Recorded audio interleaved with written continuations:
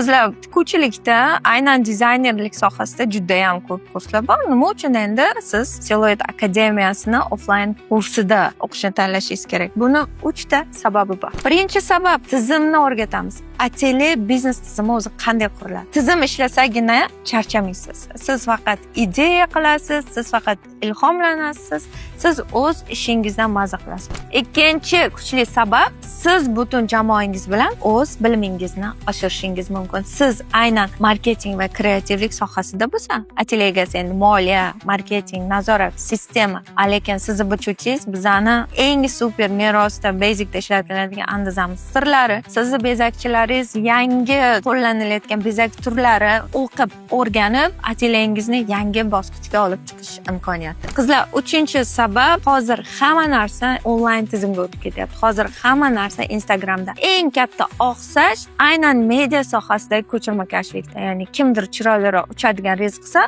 qolganlari xuddi shuni pastor qiladi. Lekin siz o'zi boshqachasiz-ku, men boshqa niyatda ochgansiz. Biz sizdagi mana shu boshqachalikni, kreativlikni o'zingizga ko'rsatib beramiz.